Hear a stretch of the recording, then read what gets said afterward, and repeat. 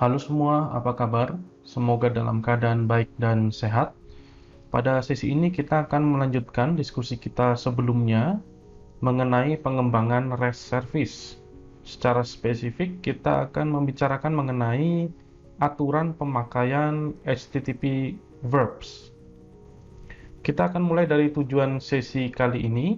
Setelah menyelesaikan sesi ini, Anda diharapkan untuk mampu menjabarkan aturan-aturan dasar terkait pemakaian HTTP verbs dalam mengembangkan REST service. Sesi ini terdiri atas dua subtopik. Yang pertama adalah mengenai aspek semantik pada REST service dan diteruskan dengan HTTP verbs serta aturan pemakaiannya dalam REST request. Mari kita mulai. Subtopik yang pertama adalah mengenai aspek semantik. Jadi pada REST architecture itu sebenarnya diharapkan atau memang didesain sedemikian rupa sehingga interaksi atau komunikasi antara si consumer, service consumer ya, dengan service provider itu self-explanatory dan mudah dipahami. Ya, gimana sih sebenarnya self-explanatory dan mudah dipahami ini? Mudah dipahami dari sudut pandang dokumentasi. Ya, jadi kalau di SOAP kan bentuk kontraknya dalam format WSDL ya. Nah, kemudian kalau di REST dalam bentuk documentation kontraknya. Nah, jadi diharapkan dengan documentation yang baik, maka mudah dipahami bagaimana cara kerja atau apa sih atau bagaimana sih kita menggunakan si REST API itu. Jadi mulai dari di mana bisa diakses, lalu bagaimana cara mengaksesnya, kemudian parameternya, lalu returnnya seperti apa. Nah, itu semua dirincikan dalam dokumentasi.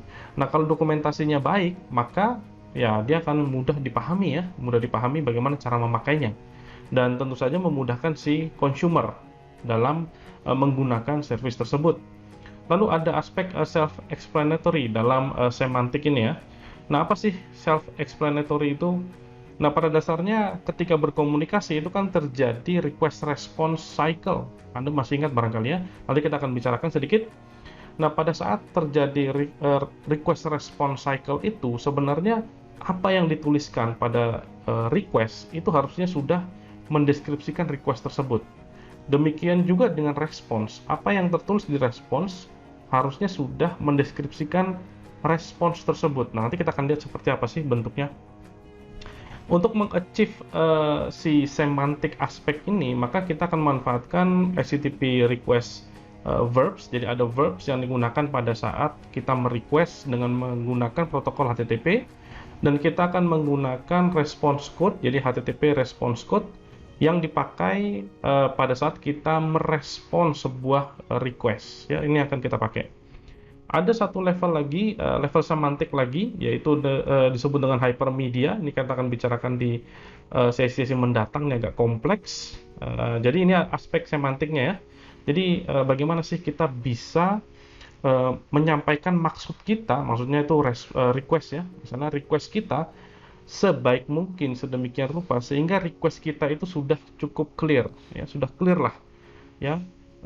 Ketika mau dipahami oleh si provider, nih si consumer ini minta apa sih gitu ya, dia langsung bisa paham.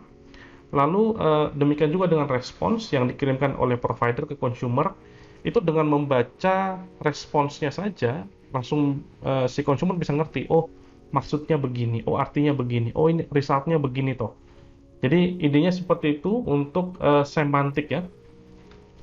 Nah, kita akan bahas sedikit mengenai request response cycle. Barangkali Anda masih ingat, ini gambar dari pertemuan-pertemuan yang sudah lama kita lakukan dulu ya.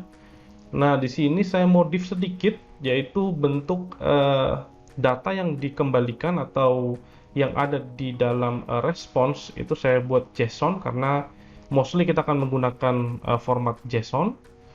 Kemudian untuk request saya buat di situ menggunakan API ya depannya. Jadi untuk menggambarkan bahwa ini adalah services, bukan semacam HTML gitu aja, bukan ya. Tapi ini sebuah resources nanti ujungnya ya. Jadi ini contohnya seperti ini. Kita simak sedikit ya. Jadi di sini ada server sebelah kanan ya, atau provider. Kemudian di sebelah kiri ada client atau consumer ya. Nah, di sini consumernya bisa saja desktop application atau bisa saja aplikasi yang lain ya. Bentuknya bisa macam-macam, bisa mobile phones ya, aplikasi mobile ya maksud saya. Itu bisa jadi client atau bisa jadi consumer. Lalu si consumer ini akan meng-create sebuah request, sebuah HTTP request ya. Nanti di dalamnya kita akan breakdown seperti apa sih HTTP request-nya ini gitu ya. Nah, menuju ke provider. Nah, nanti provider akan menangkap request-nya, lalu memproses, membaca ini maunya apa sih gitu ya. Kemudian dia akan meng-create response, lalu responsnya itu dikirimkan kembali ke client atau ke consumer ya. Perlu diingat bahwa di sini sebenarnya untuk data di sini saya representasikan dalam bentuk JSON. JSON file di sini atau data di sini sebenarnya di request juga bisa saja ada, bisa saja tidak. Ya, jadi tergantung sama case-nya, ya, tergantung sama situasi yang ingin dicapai gitu ya. Jadi tergantung sama purpose-nya. Tapi di sini saya hanya contohkan ketika ada data yang ditransmisi dari provider ke consumer. Tapi di sini di contoh ini tidak ada data yang dikirim dari consumer ke provider. Kalau ditanya, Pak, boleh nggak ada data yang dikirim dari consumer ke provider? Bisa ya, bisa saja ya, tergantung dengan case-nya dan service yang dipakai. Demikian juga dengan responsnya, Pak, mungkin nggak tidak ada payload data di response? Bisa saja ya, itu nggak salah ya, tergantung sama case-nya. Jadi perhatikan case-nya, maka Anda akan mengerti kenapa ini ada payload datanya atau kenapa ini tidak ada payload datanya. Nah, kita akan lihat, kita akan breakdown, kita akan ambil sebuah contoh ke GitHub ya. Nah, berikut ini adalah breakdown dari request kita yang tadi ya. Jadi request kita itu kalau di zoom, HTTP request-nya itu bentuknya seperti ini. Ingat bahwa HTTP request itu punya header dan punya body payload ya. Jadi ada dua, ada bagian headernya, lalu ada bagian bodinya. Yang sifatnya opsional adalah bagian bodinya. Jadi body itu boleh ada, boleh enggak, tergantung sama situasi. Nah, untuk kasus kita yang tadi, kita tidak punya body, makanya body payloadnya itu kosong, empty ya. Tidak ada isinya. Nah, untuk headernya tentu wajib ada ya. Di sini HTTP verb yang dipakai adalah get, lalu path-nya adalah users/sigurita, lalu HTTP versionnya adalah 1.1, 1.1 gitu ya. Lalu kemudian hostnya ya, ini API github.com, lalu user agentnya karena kita menggunakan curl, maka user agentnya adalah curl. Kalau Anda menggunakan browser ya di sini akan ada Chrome, Mozilla gitu ya. Tapi di sini karena kita menggunakan curl ya curl.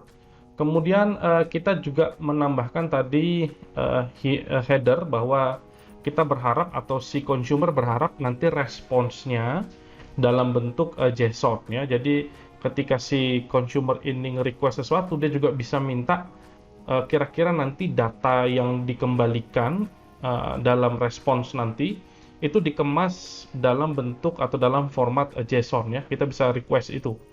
Nah, ini contohnya untuk kasus HTTP request ya. Ini kita breakdown ya, kita zoom kira-kira seperti itu. Nah, kita akan lihat responsnya kira-kira seperti apa. Berikut ini adalah respons terhadap request yang tadi ya. Jadi ini adalah respons dari request yang barusan kita lihat ya. Nah, di sini ada dua juga ya. Jadi HTTP response itu seperti HTTP request, ada bagian headernya dan ada bagian bodinya. Nah, di sini bodinya itu berisi ya, ada datanya. Ya. Kalau kita perhatikan ini datanya dalam format JSON sesuai dengan apa yang tadi di request ya. Yang di request itu kan tadi dia minta JSON ya. Responsnya nanti datanya itu dalam bentuk JSON, dikemas dalam format JSON. Nah, ini si provider sudah menyanggupi dengan menyimpan atau mengemas ya data si user Sigurita itu dalam bentuk format JSON. Itu di bagian bodinya ya. Nah, untuk bagian headernya ada HTTP version, lalu status code-nya. Ingat bahwa nanti kita menggunakan status code. Nah, untuk status code kita akan bicarakan pada sesi berikutnya. Lalu di sana juga disebutkan isi ya, konten dari bodinya itu dalam format apa, JSON ya, sesuai dengan permintaan. Lalu juga ada size atau length dari data yang ada di dalam body. Jadi ini untuk verifikasi ya. Kalau misalnya di sini disebutkan 1318 bytes. Nah, nanti kalau misalnya jumlah jumlah atau ukuran dari bodinya ini tidak segitu, berarti ada yang corrupt. Ya, kira-kira seperti itu ya. Nah, ini kira-kira bentuk dari response ya ketika kita breakdown. Jadi HTTP response kita breakdown bentuknya seperti ini. Jadi kalau kita kombinasikan antara request dan response itu ya seperti gambar yang tadi ya, jadi agak panjang gitu ya. Ini cuma saya sudah hapus yang menurut saya nggak perlu dilihat gitu ya. Saya omit sedikit sehingga dia lebih compact. Tapi idenya sebenarnya ya panjang sekali sebenarnya prosesnya ya, atau datanya juga panjang, ada 1318 bytes, cuman saya potong lah kira-kira seperti itu untuk mendapatkan untuk menyampaikan idenya saja kepada Anda ya. Oke, kita lanjut. Kita masuk ke subtopik yang kedua mengenai HTTP verbs. Jadi ada beberapa HTTP verbs yang sebenarnya disajikan, cuman tidak semua HTTP verbs ini akan dipakai atau lazim dipakai di REST interaction ya, kira-kira seperti itu. Anda bisa melihat rincian dari HTTP verbs di RFC 2616. Silakan Anda lihat ke sana untuk lebih rinci. Tapi saya hanya akan tunjukkan ide-idenya saja ya. Anda bisa lihat dokumen sumbernya jika perlu. Jadi di sini ada beberapa HTTP verbs yang akan kita bicarakan. Ada head, get, post, put, patch, delete, options, kemudian ada trace ya. Jadi ada 8, tapi yang umum dipakai itu hanya 7. Ya, 7 yang pertama ya. Untuk trace itu biasanya jarang dipakai, itu untuk kayak debugging gitu aja ya. Tapi biasanya nggak dipakai untuk kasus REST ya. Nah, jadi kita akan bicarakan head, get, post, put, patch, delete, options, options yang terakhir ya. Jadi in general sebenarnya head itu digunakan untuk meretrieve metadata, atau kita hanya mau lihat head-nya saja ya. Jadi kan tadi kan kita sudah tunjukkan bahwa response itu punya dua bagian ya. Response HTTP response itu ada dua, ada head dan ada bagian header dan ada bagian bodinya ya, ada dua. Nah, kalau kita menggunakan ketika kita merequest kita gunakan head, maka yang kembali atau yang respons yang akan kita peroleh hanya bagian headernya saja, tidak ada bodinya ya. Itu hanya untuk kayak ngetes gitu aja. Kemudian get ya, get itu digunakan untuk nge-retrieve suatu resource ya. Kalau ada datanya ya, datanya akan di-attach di body. Nah, kalau untuk post itu biasanya digunakan untuk meng-create sebuah resource baru, nambahin gitu ya, nambahin resource baru, misalnya tambah buku gitu ya, terus tambah transaksi yang semacam itu. Lalu ada put ya, put ini biasanya dipakai untuk dua case ya. Kalau nggak create bisa juga dipakai untuk memodify. Nah, biasanya untuk create lebih umum menggunakan post sebenarnya, tapi kalau pakai put juga ya nggak terlalu persoalan juga ya, masih accepted. Nah, untuk modify biasanya put ini bentuk modifikasinya itu agak masif ya, banyak ya, atributnya itu semua atau ya hampir semua state attribute itu di change ya, Anda pakai put. Nah, kalau Anda mau melakukan modifikasi tapi ukuran atau dampak modifikasinya itu relatif kecil, Anda pakai patch ya.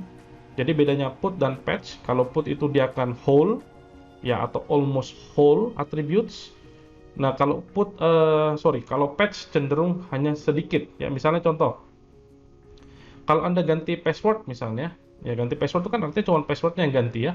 Tapi informasi tentang diri Anda atau ya your bio gitu, your profile itu nggak akan change ya, hanya passwordnya saja. Nah, itu Anda bisa pakai patch. Tapi kalau Anda mengganti biodata itu kan masif ya. Namanya biodata itu masif, tidak termasuk password biasanya. Nah, kalau kasusnya seperti itu, Anda bisa pakai put ya. Jadi mudah-mudahan tergambar. Lalu untuk delete, ini sudah self explanatory ya. Kalau kita pakai delete untuk ngapus ya, untuk membuat dia tidak bisa diakses lagi. Ya, meskipun sebenarnya datanya masih ada, cuman nggak bisa lagi dimanipulasi ya oleh consumer, kira-kira seperti itu. Kemudian options. Nah, options ini untuk mencari tahu apa saja yang bisa dilakukan terhadap suatu resource. Misalnya, ya Anda punya akun di GitHub, ya, terus Anda menggunakan token. Token itu kan digunakan untuk mengautentikasi Anda bahwa Anda adalah Anda, ya, kira-kira seperti itu. Nah, kalau Anda pakai token, terus Anda tanya ke GitHub, "Hey GitHub, saya punya token. Apa yang bisa saya lakukan terhadap akun saya, ya, terhadap akun saya dengan menggunakan token ini?" Ya, Anda nanya, "Oh, kamu bisa mengedit, kamu bisa menghapus, kamu bisa bla bla bla bla yang lain-lain ya." Itu contohnya. Jadi Anda bertanya apa yang bisa saya lakukan terhadap resource tersebut. Misalnya kalau buku deh, ya ada buku gitu ya, resource-nya buku. Kemudian Anda tanya, apa yang bisa saya lakukan terhadap resource tersebut, ya. Nanti bisa saja direspon dengan buku ini bisa dipinjam, buku ini bisa dibaca, buku ini bisa diapain, diapain, diapain, diapain. Ya, jadi untuk mengetahui apa saja yang bisa kita lakukan terhadap suatu resource, kita menggunakan options. Nah, untuk trace ini seperti saya sampaikan tadi jarang dipakai untuk konteks request response ya. Jadi interaksi REST itu jarang menggunakan trace. Trace ini biasanya untuk debugging ya, untuk development saja. Lalu ada satu lagi sebenarnya connect. Nah, ini connect juga biasanya untuk development sebenarnya biasanya dipakai. Untuk di REST itu nggak kita pakai secara eksplisit. Oke, kita langsung ke rules-nya ya. Untuk HTTP verb rules, kita akan lanjutkan numbering-nya dari pertemuan yang sebelumnya ya. Jadi sebelumnya itu kita sudah membicarakan general URI rules, kemudian ada domain name rules ya. Nah, ini lanjutannya. Jadi kita continue, ini nggak dari 1, tapi langsung ke 16, karena yang terakhir itu nomor 15. Oke, untuk rule nomor 16, get dan post tidak boleh dipakai untuk mentunnel bentuk request yang lain. Mentunnel ini artinya membungkus. Misalnya gini, Anda mau melakukan put misalnya, atau Anda mau melakukan sesuatu yang lebih cocok menggunakan patch sebenarnya. Tapi Anda, udah deh kita pakai post aja, nggak masalah kok. Iya, betul, tidak masalah. Tapi aspek semantiknya akan loss, ya. Nggak masalah, tapi aspek semantiknya akan loss. Misalnya Anda mau melakukan modifikasi, ya, modifikasi bisa pakai put, bisa pakai patch gitu ya. Tapi Anda memilih menggunakan post. Nggak apa-apa sih, cuman ya itu tadi, nanti si server atau si provider itu akan, loh, ini dia mintanya insert. Kenapa dia bilang Anda mintanya insert? Karena Anda menggunakan post, ya. Post itu kan maknanya insert. Tapi isi konten yang Anda maksud itu untuk nge-patch. Nah, itu salah, ya. Atau misalnya si provider bahkan yang lebih fatal lagi, dia menyediakan sebuah API, sebuah REST API yang tujuannya untuk melakukan modifikasi, tapi dia menggunakan atau di dokumentasinya menyebutkan menggunakan metode post. Salah ya. Jadi kalau metode post itu hanya untuk create saja, untuk menginsert saja. Tapi kalau untuk mengupdate ya nggak cocok. Kalau mengupdate tergantung apakah update-nya masif atau kecil. Kalau masif pakai put, kalau kecil pakai patch gitu ya. Jadi jangan gunakan get dan post untuk mentunnel atau ngebungkus makna yang lain ya. Yang paling umum lagi digunakan misalnya get ya, get untuk melakukan removal. Jadi ketika Anda mau menghapus sebuah resource, Anda menggunakan metode get. Itu nggak boleh, yang nggak cocok. Semantiknya jadi salah. Kira-kira seperti itu. Itu untuk nomor 16. Yang berikutnya nomor 17, bahwa get method itu hanya digunakan untuk meretrieve. Hanya digunakan untuk meretrieve. Meretrieve apa? Meretrieve state dari suatu resource. Nah, nanti state-nya ini dibungkus dalam bentuk ya macam-macam, bisa JSON, bisa XML, bisa RDF, ya tergantung kebutuhan. Kalau di contoh yang tadi kita menggunakan JSON ya. Jadi ingat, get itu return-nya ada 2, sebenarnya ada 1 ya. Get itu return-nya ada sebuah response yang terdiri atas header dan body. Tapi bodinya ini bisa saja kosong ya, tapi tetap ada bodinya, tapi bodinya kosong ya. Jadi get itu digunakan untuk meretrieve state dari suatu resource. Jadi kita expect returnnya ada headernya dan ada body payloadnya ya, kita expect seperti itu untuk kasus get. Itu nomor 17. Kita lanjut ke nomor 18. Nah, rule nomor 18 ini head ya. Jadi head sebenarnya pada dasarnya mirip dengan get ya, untuk meretrieve state dari sebuah resource sebenarnya. Tapi di sini karena kita menggunakan head bukan get, maka kita hanya berharap untuk mendapatkan headnya saja, headernya saja. Bodinya itu nggak ada, pasti kosong ya. Kalau get yang tadi bisa saja bodinya itu berisi, atau lebih tepatnya memang kita berharap bodinya itu berisi kalau get. Tapi kalau head kita memang tidak minta bodinya ya, kita tidak minta bodinya. Jadi kalaupun harusnya bodinya ada, bodinya itu tidak akan dikirim oleh si provider. Kira-kira seperti itu ya. Kita hanya mau lihat metadatanya saja yang dikemas dalam head-nya ya, dalam header ya, yang dikemas dalam header dari HTTP response. Nah, itu untuk nomor 18. Kita lanjut ke rule nomor 19. Ini menggunakan verb post. Jadi untuk post itu digunakan untuk menginsert atau mengcreate ya, mengcreate resource baru, mengcreate instance baru, record gitu.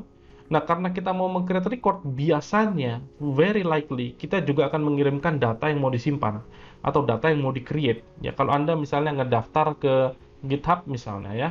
Ya, Anda bayangkan seperti itu, Anda mau daftar ke GitHub.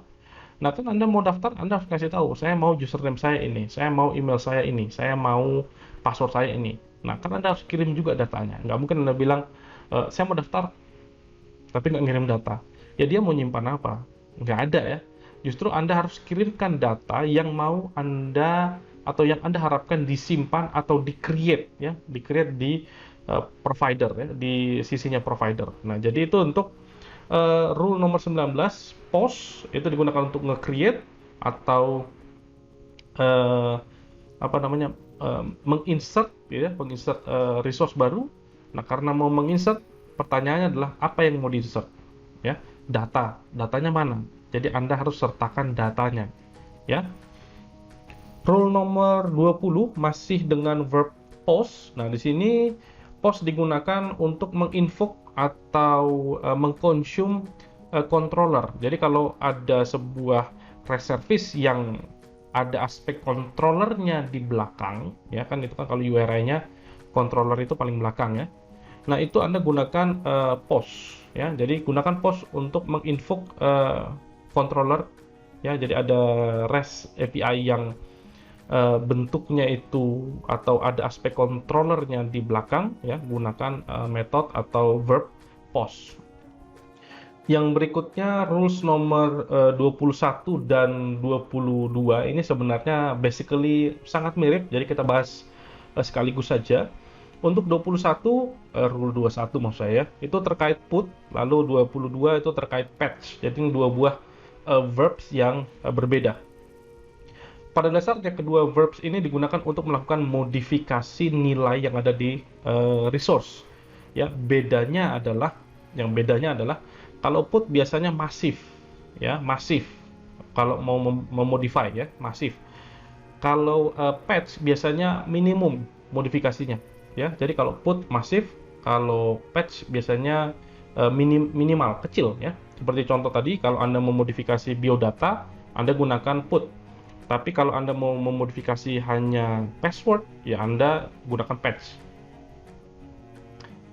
Selanjutnya, perbedaan yang lain adalah put juga bisa dipakai untuk meng-create atau menginsert ya, jadi sama dengan post. Kemudian untuk put dan patch keduanya juga punya kesamaan ya, selain tadi tujuannya juga untuk memodifikasi bisa, yaitu data ya. Kalau Anda mau memodifikasi sesuatu kan Anda harus kasih tahu modifikasinya apa. Misalnya passwordnya tadinya ini menjadi itu. Nah, itu kan Anda harus kasih tahu ya, Anda harus kirimkan si itu apa gitu ya. Atau Anda memodifikasi biodata ya, dari foto yang seperti ini menjadi foto yang seperti itu. Nah, itu kan ada datanya Ya, jadi biasanya ada data yang juga ditransmisikan atau disertakan pada HTTP request Anda, ya. Jadi jangan lupa biasanya ada, ya, most likely ya, most likely ada. Oke, jadi ini sangat mirip juga dengan post sebenarnya yang tadi sudah disebutkan bahwa ada data yang disertakan biasanya. Bukan biasanya sih, most likely ya. Sip, kita lanjut ya. Nah, untuk rule yang nomor 23 adalah delete. Nah, delete ini digunakan untuk menghapus atau membuat sebuah resource itu unavailable atau tidak bisa lagi diakses gitu ya. Tapi bisa saja tidak bisa diakses ini bukan berarti benar-benar dihapus, tapi hanya dibuat tidak bisa diakses saja ya. Jadi itu beda antara benar-benar physically deleted dengan cuman apa namanya, dimodifikasi saja state-nya sedemikian rupa sehingga dia tidak bisa diakses atau disebut dengan soft delete. Nah, itu guna dari verb delete ya. Nah, kita lanjut ke nomor 24, apa namanya, verb yang berikutnya yaitu options. Nah, di sini options digunakan untuk menunjukkan apa-apa saja eh, apa pilihan atau aksi yang bisa dilakukan terhadap suatu resource ya. Jadi seperti tadi contoh buku misalnya, Anda tanya, "Hey, apa yang bisa saya lakukan terhadap buku ini?" Oh, Anda bisa minjam, Anda bisa beli, Anda bisa baca, Anda bisa bla bla bla bla. Nah, itu contoh options ya. Dia hanya memberitahukan Anda apa yang bisa Anda lakukan. Dia biasanya tidak memberitahukan state dari si buku itu atau si resource tersebut ya. Dia hanya memberitahukan apa yang bisa Anda lakukan terhadap resource yang sedang Anda tanyakan options-nya ya. Jadi itu guna dari options. Nah, untuk sesi berikutnya kita akan membicarakan mengenai HTTP response code. Nah, ini agak banyak dan agak kompleks, makanya saya pisah saja. Lalu kita juga akan membicarakan mengenai representational aspect, yaitu JSON, kemudian ada RDF, ada XML, dan lain-lain. Tapi kita akan fokus ke JSON saja. Selanjutnya saya juga masih minta Anda untuk mengeksplor GitHub API untuk latihan ya. Jadi saya akan minta Anda untuk mengerjakan, ada beberapa tugas lagi yang harus Anda selesaikan tentu saja. Ini adalah akhir dari sesi kali ini. Semoga bermanfaat dan sampai bertemu pada sesi-sesi pembelajaran berikutnya. Thank you. Ciao.